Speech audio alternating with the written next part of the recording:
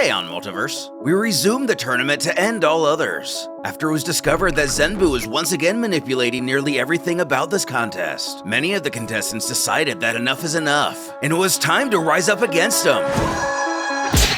This is part 60 of an ongoing series and was created by Salagir and Asura. Support them and catch up fully using the links below. Previously on DB Multiverse.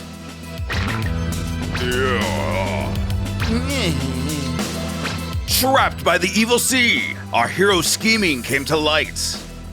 These so-called good guys aren't happy and want to fight the voice of reason. That's me, of course. Will the magnificent, omniscient, and ever-humble MajinBlue be able to overcome this insurmountable threat? Yes. Yes, he's going to smash them.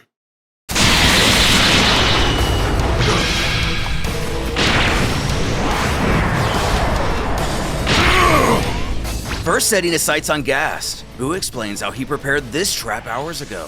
Finally getting to use it, he reveals that since he's absorbed countless magicians, he threw in a little bit of everything to take care of the godlike Namekian, just in case.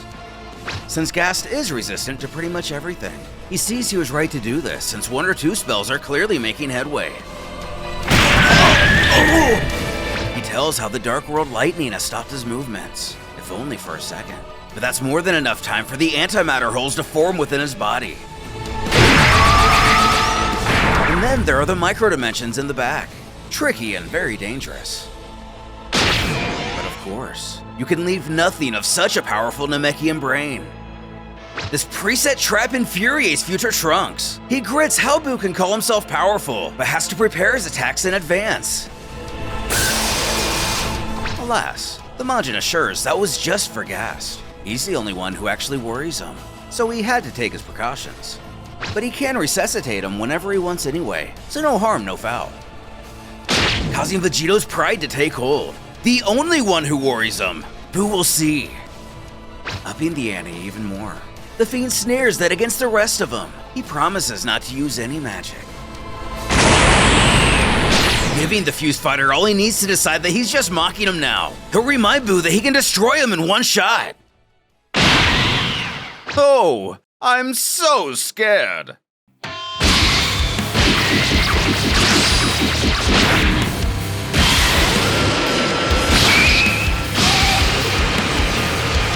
Inside the Vargas control booth, the female Varga, who I'm just going to call Girl Duck from now on, she shouts that's enough at one of Buu's many iterations. As the organizers of this tournament, they won't allow his actions to carry on like this any longer. Who can't restrain himself from laughing at her confident gusto. Bending down to her level to make eye contact, he questions what exactly she's going to do. As she pulls out a box of some kind and bellows, "This!"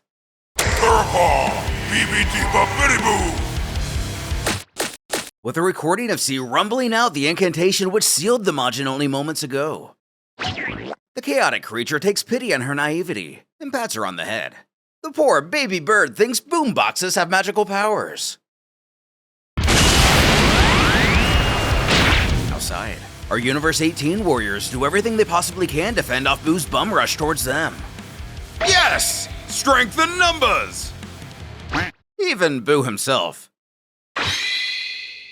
Treason! Gotenks is attacking us, my friends!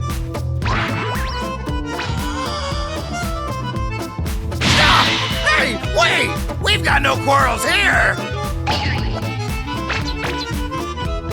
Rethinking his assault, the Majin doesn't want to attack anyone who doesn't oppose him, except he himself really wants to fight Nappa. What to do? Kakarot is quick to solve this question by screaming that he wants to bash this guy's face in, which pretty much settles things for the group, as Buu is all for a fair democracy in this circumstance.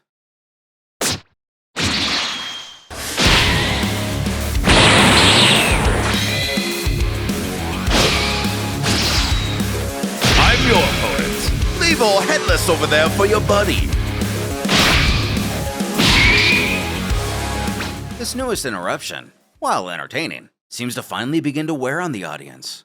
This was supposed to be an organized tournament. Another comments how at least this time the public isn't being attacked.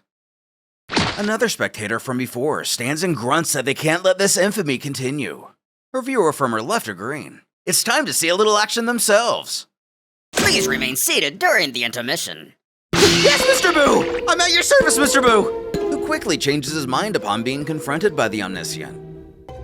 While his would-be ally expresses her disappointment in him, he wisely asks what the big deal is. They have exactly 0 chance.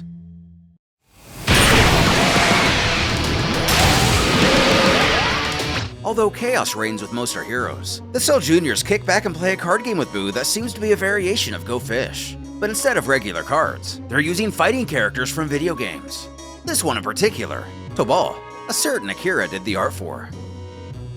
With our seldomly seen protagonist and rival, Goku suggests to the latter they can kill Buu using that attack.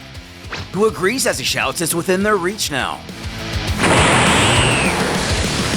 The pair go Super Saiyan 3 and decide to take things as seriously as possible then.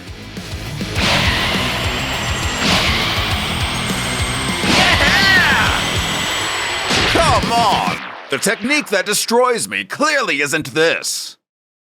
First of all, it needs to be much stronger. Second, that's disintegrative energy, not destructive. Causing the boy to scream that he'll see as he powers up to Super Saiyan 3 like his father's.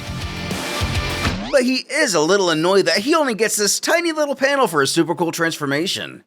The others got like entire pages. Eat this! Nope, wrong again. Away. Vegito and Sun Brawl lure as many Buus as possible towards them.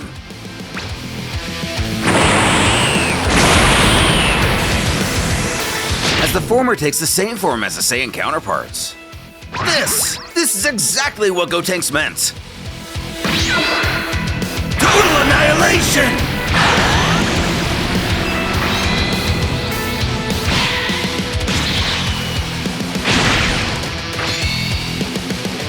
Snatching Kakarot by the neck. The headless Buu, uses his powers to tell his opponent to die, who naturally is reluctant to do so. When the Majin's body is vaporized. With the Hellites, they're able to create some distance with their technology, but there are simply too many of them. At this rate, the shields won't hold and they'll be overwhelmed. As they too are defeated. But how? And by who? The answer is quickly revealed to be some brawl from above.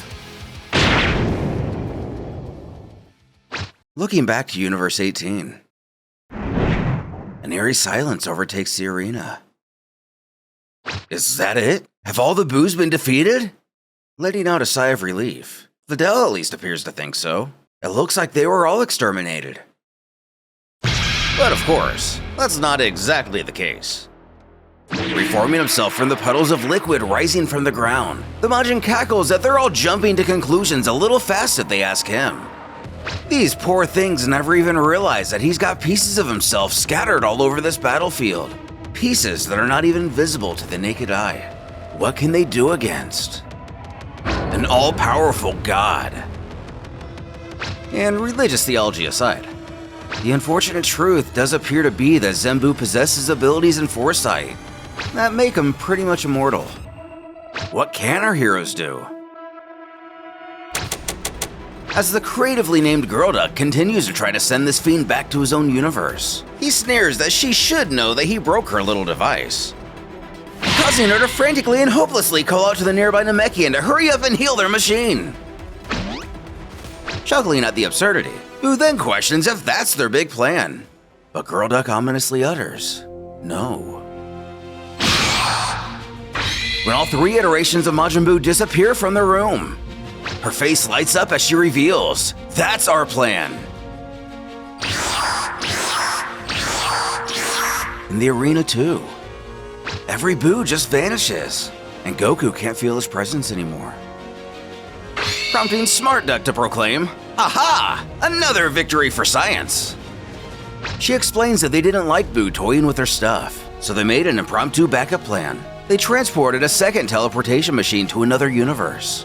Then, they programmed a drone that shows up only briefly every 10 minutes. The kicker is that it's too far out in space that no one would ever notice. After all, it's not like it has ki or anything. Anyway, If the drone detects that the Vargas ordered somebody to be teleported back to their own realm, it sends the same order to the backup machine in the other universe. In other words, Buu has been vanquished. All of his particles have returned to his own universe. However, one of the Piccolos brings up a good point. Buu did manage to steal the Ultra technology. Are they sure he wasn't able to steal their tech too? Though Smart Duck isn't worried about such a scenario. He can break or repair their devices, but he will never master it. Although it's not yet understood, but only beings from Universe 1 can operate the inter-universal travel. And fortunately so, because the Vargas quickly realize that many of the participants here are fast enough to simply snatch the machine from one of their hands and use it for their own doing.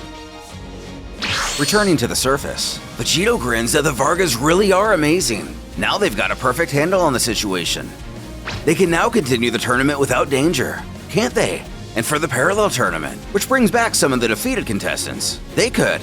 But South Kaioshin speaks up yet again, gritting that it's out of the question.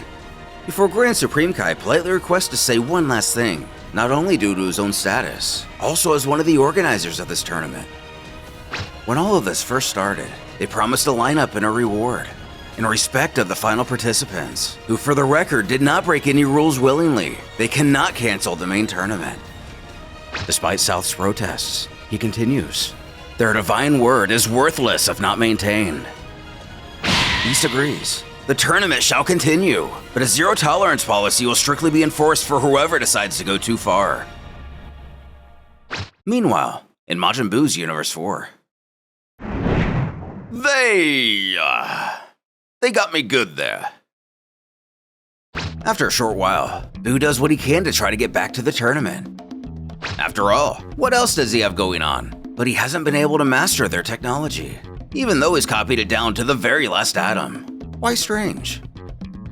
Bewildered, he thinks to himself that since now he knows that time travel is merely travel between universes, with Bulma in him, he should be able to find something that'll help. Besides her, he also absorbed like 5 Vargas from here in his own realm.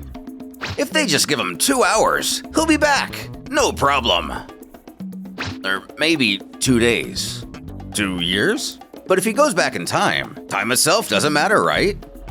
But does time travel create a new universe, or just go to an identical one? This is going to complicate things. When he realizes, ah, crap, I left Oob on his own. With Dragon Ball's best character so unjustly teleported away from all the fun, what ingenious technology will he invent to get back to the Multiverse tournament? And where was the illustrious Oob during that final skirmish? Or did you just now notice he was missing at all?